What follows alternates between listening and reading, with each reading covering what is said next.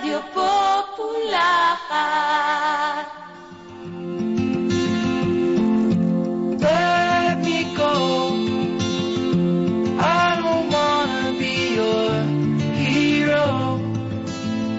Nos dicen los libros de historia que la guerra es tan antigua como la propia humanidad. No es cuestión de ir a referencias bíblicas, aunque también, pero aquello de que el uno le mataba al otro por envidia, por que quería coger no sé qué y el otro no le dejaba, pues sí, parece que es consustancial a la condición humana. La guerra, la humanidad, si vis pacem para bellum.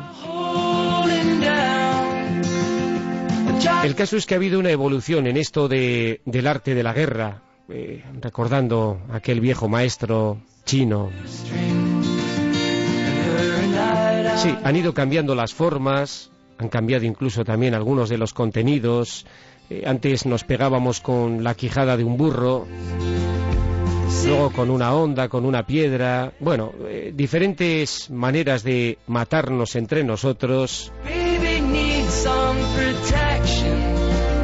Pero el caso es que lo que subyace es eso, el tema de la guerra, el enfrentamiento, el o tú o yo o tú. Ahora mismo, cuando estamos ya adentrados en esto del siglo XXI, 2016, y cuando estamos mucho más controlados que lo que George Orwell decía de 1984, pues esto de la guerra tiene nuevos artefactos, novísimos. Uf, cómo es el ingenio humano para esto de matar, ¿eh? El caso es que los drones son quizá los grandes desconocidos, no porque sepamos o no sepamos lo que son, que más o menos sí lo sabemos, sino porque todavía desconocemos mucho, muchísimo, casi todo de cómo se están utilizando los drones, cómo son esos drones que se utilizan y cuáles son las consecuencias que están provocando en su utilización. Enric Luján presenta hoy aquí en Bilbao el libro Drones, sombras de la guerra contra el terror. Va a ser esta tarde en IC Ateneo. Y ahí están de anfitriones los amigos del MOC, Movimiento de Objeción de Conciencia. Ander, aupa, ¿qué tal estás? Eguerdión, Ramón.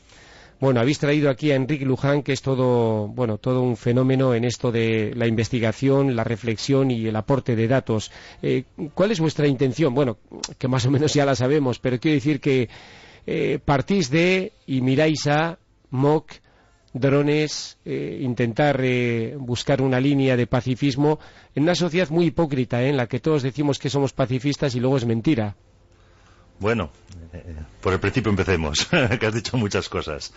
Nos surgió la oportunidad a través, nos manejamos con diferentes contactos en diferentes ámbitos y a través de la editorial Virus, que está en Barcelona, entramos en contacto de la posibilidad de presentar públicamente el libro de Enric Luján, y nos pareció muy interesante, no tanto desde un punto de vista exacto del dron, lo que significa, sino el planteamiento del autor de hacer una reflexión en bloque de hacia dónde camina la sociedad, teniendo en cuenta todos esos precedentes, desde la onda que dices tú, etcétera, sino contextualizando el aspecto de los drones en hacia dónde camina el sistema del poder y qué recursos utiliza, y a través de lo que es el dron en sí, ejemplificando lo que significa el todo, ¿no? O sea, no entendemos que no es tan interesante lo que es el dron, su tamaño, sus metros de envergadura, etcétera, y cuántos mata, lo que sea, sino lo que significa la simbología que tiene en la guerra actual, o en la guerra encubierta actual, o en las guerras actuales, ¿no? Entonces nos parecía muy interesante para reflexionar, para dar un espacio de reflexión en torno al todo, y pensamos que es la excusa perfecta a hablar de un tema como este, que es de una actualidad rabiosa, con cierta ocultación del tema. Todo el mundo puede pensar lo que es, pero como has dicho tú, un desarrollo exacto de lo que es, no. Entonces, a través de esa curiosidad, conseguir llevar a una reflexión mucho más general. Entonces, entendemos que nosotros Estamos ahí para ese tipo de cuestiones, para crear una cultura de reflexión en torno a lo que significa la guerra y generamos ese espacio. Solo voy a detallar que soy, pero es a las 7 de la tarde, para que la gente lo sepa más exactamente, a las 7 de la tarde en el Icateneo. Y luego el que quiera que vaya a ver el partido del Atleti, pero que una cosa justamente podemos complementarlo. Y aunque sea el Barça, Enrique, que la gente venga a la charla, que será muy interesante. Bueno, pues no nos cabe ninguna duda de que la charla va a ser muy interesante y por eso pues estamos tremendamente agradecidos al MOC, Ander Eskerrik asko, de que nos traiga aquí a esta hora, 1:24, a este que es el autor de este libro, Enric Luján. Bueno, pues una guerra encubierta.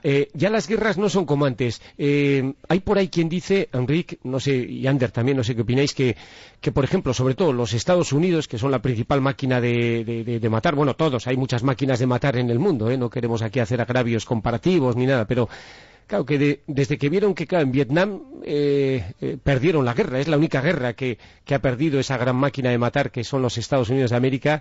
Y a partir de ese momento, con alguna que otra excepción, ya casi como que a lo que se están dedicando es a promover la guerra para que se peguen otros. Es decir, en lugar de pegarme yo, ¿para qué voy a mandar yo marines a no sé dónde que luego me vienen aquí metidos en caja de pino y hasta me montan una revuelta a los universitarios de Berkeley o de no sé dónde, ¿no? Entonces, mira, vendo armas a Irán y a Irak, hago que vendan armas a Irán y a Irak los franceses, monto el ISIS o el Daesh, ya sea a través de Qatar y Arabia Saudí o a través de mis servicios secretos, que tengo muchos, no solo la CIA. Y yo eso, mientras uno agita el árbol, yo recojo las nueces, y fenomenal. Los drones y el empleo de los drones estaría un poco relacionado con esa filosofía de he tirado la piedra y he escondido la mano. Veamos, creo que se han tocado dos temas fundamentales en este caso. Uno sería cómo los drones erosionan la conciencia de estar participando en una guerra. Has hablado de la oposición a la oposición social, a la guerra de Vietnam, pero claro, se da el caso que desde entonces la gran mayoría de grandes campañas militares se han topado con una opinión pública, e incluso en Estados Unidos, muy reticente a emprender esos conflictos. Es decir, Afganistán, Irak, realmente se han convertido en lodazales de los que Estados Unidos no sabe muy bien cómo salir. Entonces, el dron es una especie de salida de emergencia que han encontrado estas lógicas para seguir perpetrando violencia sin estar expuestos a la opinión pública, porque al fin y al cabo, al final los muertos solo los pone un bando. Y esto me lleva a la segunda reflexión que quería hacer, y es que, claro, le estamos llamando guerra a dron, pero claro, como dices, el concepto de guerra es un poco abstracto en este caso, es decir, es una guerra un tanto característica en ese caso, porque en primer lugar no ha sido declarado oficialmente, en segundo lugar el enemigo no es un estado, ni se circunscribe a las fronteras de un estado, sino que es móvil, de hecho aún no lo hemos sabido definir con claridad, y claro, es decir, yo le estoy llamando guerra por el tipo, en todo caso, de aviones usados, que son aviones militares, y por las grandes proporciones de violencia desatada. Pero es decir, se asemeja más a una competición de tiro al plato que a una guerra, porque al final una parte no puede responder. En todo caso, es una guerra sin combate. Y pudiera decirse también, ahora que se utiliza tanto esa terminología de asimétrica, una guerra asimétrica, es decir, porque yo pongo un aparato que vuela, que no está tripulado, con lo cual yo no tengo muertos, pero sí mato con ese aparato. Con el dron mato y mato mucho, como decía Gila, insisto, repitiendo otra vez, ¿no? Claro, es decir, no es que el dron disminuya el riesgo, es decir, el dron lo que hace es transferirlo, porque al final el riesgo para las poblaciones que siguen en tierra aumenta muchísimo. O sea, que hay todavía incluso más bajas, más muertos en el bando, digamos, en esa asimetría en el otro bando, en el bando que es atacado, ¿no? Claro, los drones lo que inauguran es una desproporción total de la guerra, ¿no? Porque al final, de hecho, un dron en sí mismo como aeronave tampoco es muy fuerte, en el sentido de que es lenta y es muy ruidosa, con lo cual un dron solo puede ser especialmente efectivo en espacios aéreos no disputados por otras aeronaves, con lo cual solo pueden volar sobre territorios semidesérticos en los que no haya oposición posible. ¿Dónde se están utilizando ahora de manera más mayoritaria los drones ¿Quién los utiliza? ¿Son solo los Estados Unidos de América o hay alguna otra potencia que los utilice y contra quién? Hay tres grandes potencias que están usando drones militares en la actualidad. La primera, por supuesto, es Estados Unidos, que con sus campañas en Pakistán, son las más conocidas. Pareció que en 2013-2014 la órbita se giraba hacia Yemen, disminuyendo algunos ataques en Pakistán.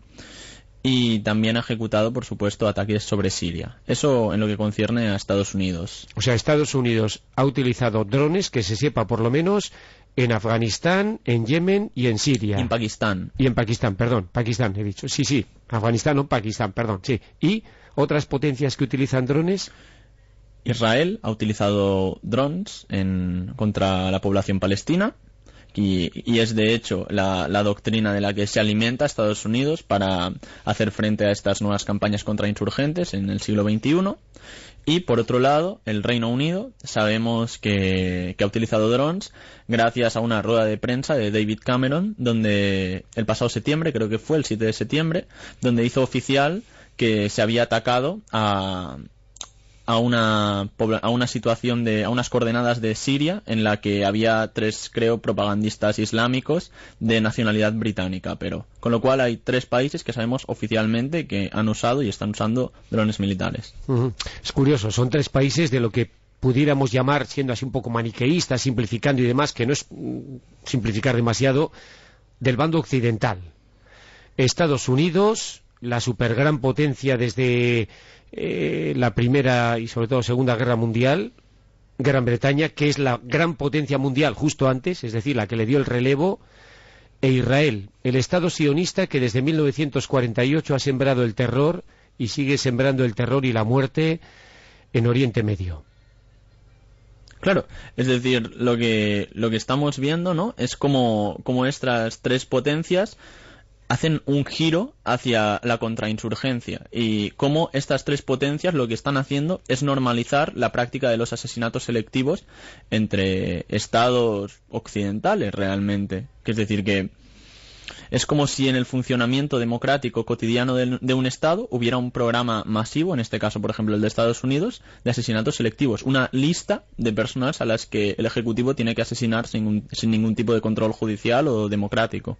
Eso te iba a decir, que a mí esto me estaba recordando a lo de las ejecuciones extrajudiciales.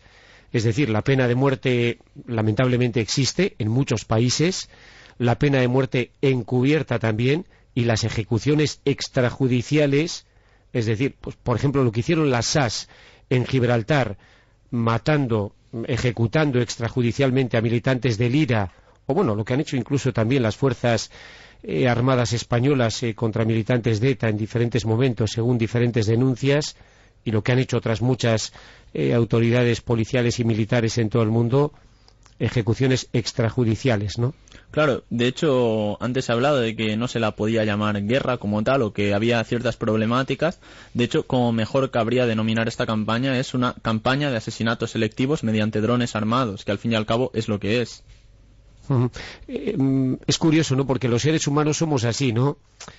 La guerra existe, parece que es consustancial a la condición humana, y curiosamente, bueno, antes el Ministerio de la Guerra el Ministerio de Defensa se llamaba Ministerio de la Guerra, era más claro, menos hipócrita, pero, y es curioso también porque, bueno, hay una serie de normas, ¿no?, reglas y tal, y de hecho hemos visto en algunas películas, ¿no?, como muy así, de tono épico, que dicen, bueno, pues las normas de la guerra, ¿no?, el respeto al enemigo, parece que había una especie de código, ya parece que menos, cada vez menos, ¿no?, un código de respeto al prisionero de guerra, hay unas convenciones, Ginebra, tal. ¿Hay algún tipo de reglamentación internacional en torno a esto de los drones, máquinas de matar sin riesgo de morir?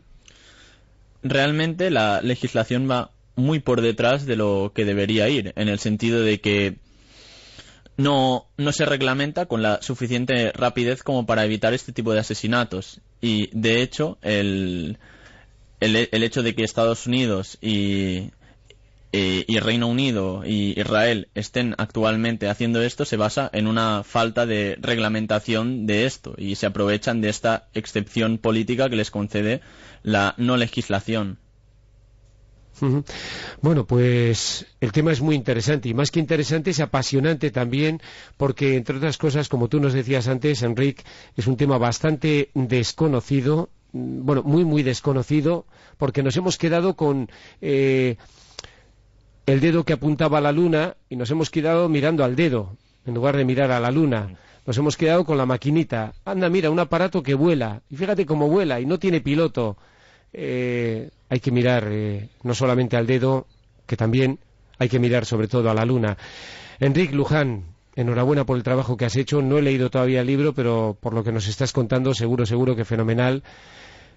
Moltes gracias por estos datos. Eskerrik asko. Ander, Movimiento Objeción de Conciencia, pacifismo en un mundo pues que sigue sumido en la guerra. Aunque somos un poquitito así, ¿no? Todos pacifistas, ¿verdad? Todos los gobiernos pacifistas. De arriba abajo. Bueno, pues esta tarde va a ser a las 7 la cita en ICA Ateneo, presentación de este libro, Drones, sombras de la guerra contra el terror. Enric Luján, ánimo. Eskerrik asko. Hasta otra, adeu, agur. Eskerrik asko. Girl,